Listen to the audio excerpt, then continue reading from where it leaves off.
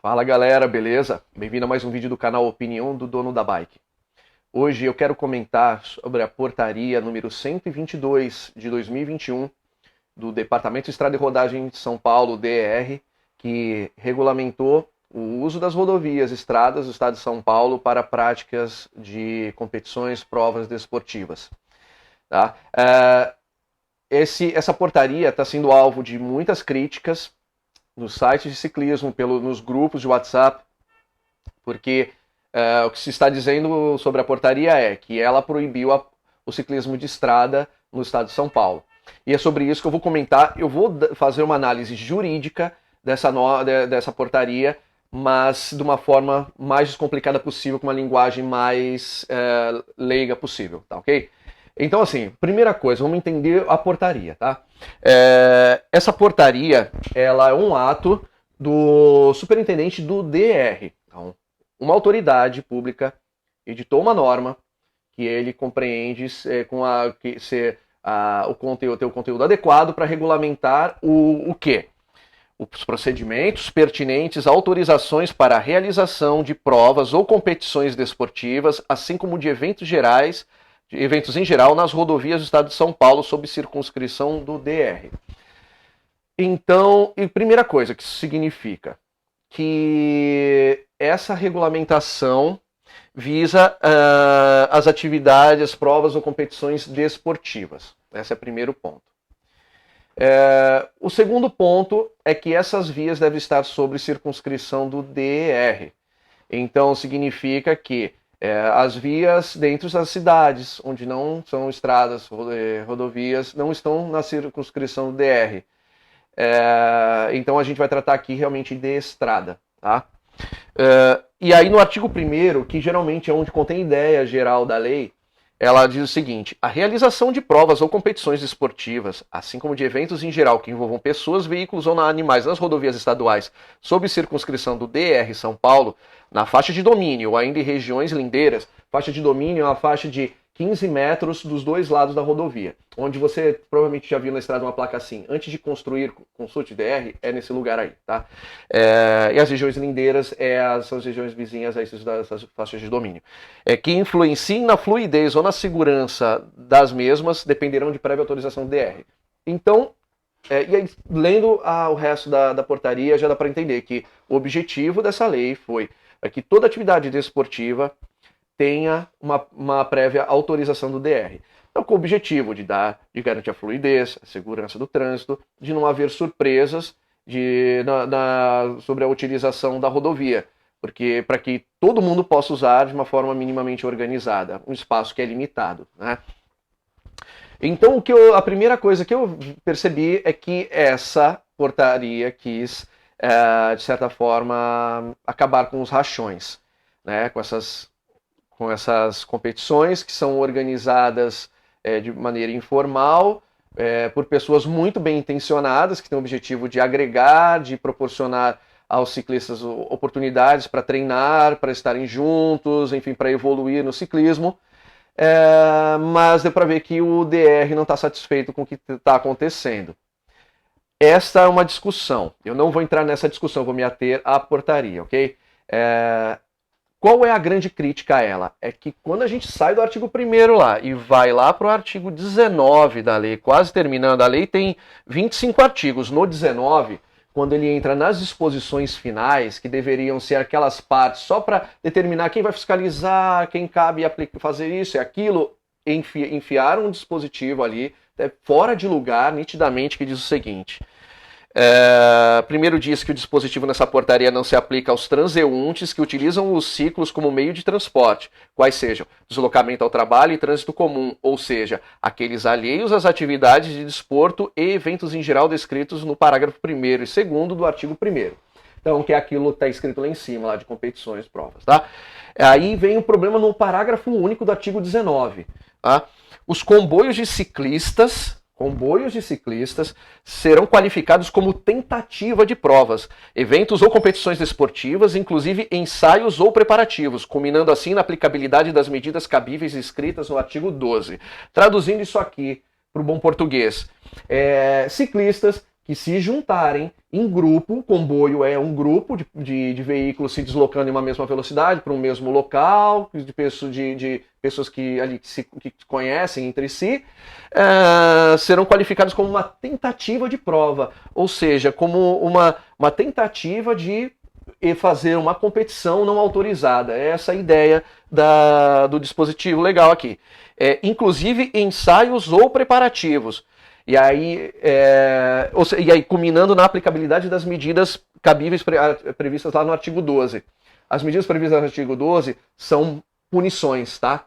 Então é isso que a lei quis dizer. Então, nesse ponto, dá para ver que se o objetivo foi reprimir os rachões, nesse ponto aqui, ela evidentemente se excedeu. E aí agora eu vou falar sobre a legalidade dessa portaria, tá? E no direito, quando a gente estuda, para quem já estudou direito, certamente lembra da chamada pirâmide das leis de Hans Kelsen.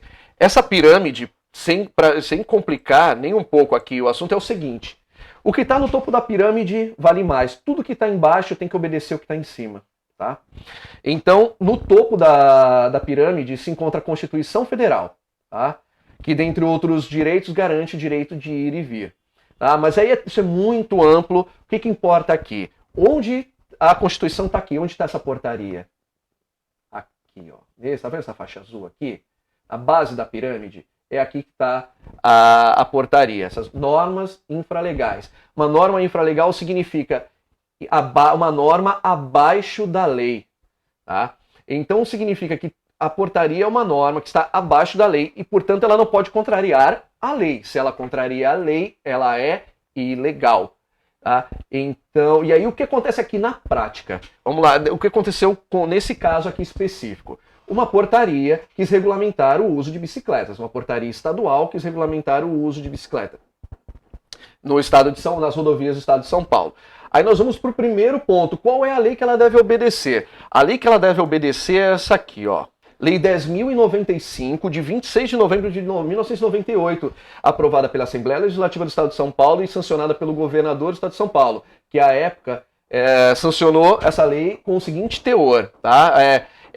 A presente lei disciplina a implementação de infraestrutura para o trânsito de veículos de propulsão humana nas estradas estaduais e nos terrenos marginais das linhas férreas. Tá? E aí ele diz o que é ciclofaixa, o que é ciclovia, e diz o seguinte, que todos os projetos de construção de estradas estaduais deverão incluir a criação de ciclovias. Diz no artigo 6º aqui que todos os projetos de construção de estradas em fase de implantação deverão ser revistos e adaptados aos termos dessa lei, ou seja, deverão ter ciclofaixas, ciclovias. Diz que o Poder Executivo deve regulamentar regulamentar e coordenar um programa especial de implantação de ciclovias em todas as rodovias do estado de São Paulo. E no parágrafo único aqui desse artigo 7º diz que isso deverá ser feito em 180 dias após a promulgação da lei. Ou seja, faz 20 anos que o governo do estado de São Paulo deveria ter adaptado todas as rodovias para os ciclistas. E aí vem a pergunta, onde está o direito de o ciclista andar na rodovia? Primeiro, existe uma lei estadual que já cria uns limites para qualquer portaria. Nenhuma portaria pode criar um limite.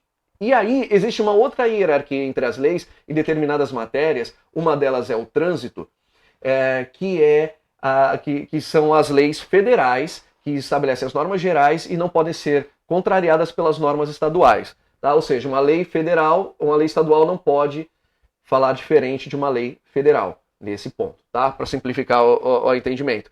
E aí, qual é essa lei federal? O famoso Código de Trânsito Brasileiro. O Código de Trânsito Brasileiro estabelece normas sobre a utilização das vias, diz o que é via, enfim. E aí ele tem um anexo para facilitar a interpretação. Em vez de colocar tudo dentro do código, ele criou um anexo e deu o conceito de cada palavra técnica que é utilizada. Uma dessas palavras é acostamento, eu vou ler para vocês o que ela significa. Acostamento é a parte da via diferenciada da pista de rolamento, ou seja, das faixas onde passam os veículos, motores, destinada a parada ou estacionamento de veículos em caso de emergência e a circulação de pedestres e bicicletas, quando não houver local apropriado para esse fim. Ou seja, quais são os locais apropriados para esse fim? Ciclovias, ciclofaixas. Não tem rodovia. tá? Então, acostamento da rodovia. Então é por lá que a bicicleta deve circular. Qualquer lei, qualquer norma infralegal que diga o contrário, qualquer lei estadual que diga o contrário, tá? Se é uma lei estadual que diz o contrário, a norma é inconstitucional. Se é uma lei, se é uma portaria que contraria a lei, é uma norma ilegal. Então, o que significa? Que significa que nesse particular, ao proibir, ao dar a ideia de que qualquer comboio de ciclistas, ou seja, vamos transportar para a nossa realidade aqui, qualquer pelotão é considerado uma tentativa de prova e, portanto, é proibida. Se está sujeita a sanções, ela não precisa dizer que está proibida. Se está sujeita a sanções é porque é proibida, senão não teria uma punição. Ao fazer isso, ao dizer que tudo tentativa de prova e, portanto, é proibido, ela é ilegal. Não tenho nenhuma dúvida. O governo do Estado de São Paulo pode sim regulamentar a utilização para atividades desportivas, porque há um bem maior aí, que é a segurança e a fluidez do trânsito, mas ela não pode impedir o uso do acostamento, que é o local de tráfego das bicicletas, pelos ciclistas, tá ok? Então é isso, mas aí vamos colocar outro ponto. E se os órgãos de fiscalização abordarem o ciclista, você está lá treinando com o seu pelotão, com seus amigos, e vem um policial rodoviário, um agente do DR e diz que você não pode utilizar ali aquela área. O que vai acontecer? Essa norma, ela é ilegal, mas ela não é aquilo que se diz no direito de flagrantemente ilegal. Então ela deve sim ser cumprida pelas autoridades e agentes viários, enquanto ela não for declarada ilegal. E quem declara ilegal é um juiz, tá? É o Poder Judiciário. Então, enquanto isso não acontecer, infelizmente, se houver uma intervenção, lógico que tem que ser conversado, explicar sobre a interpretação de forma educada, mas enquanto ela não for revogada, ela é válida sim. Tá? Então, tomem cuidado com isso, para não ter problemas.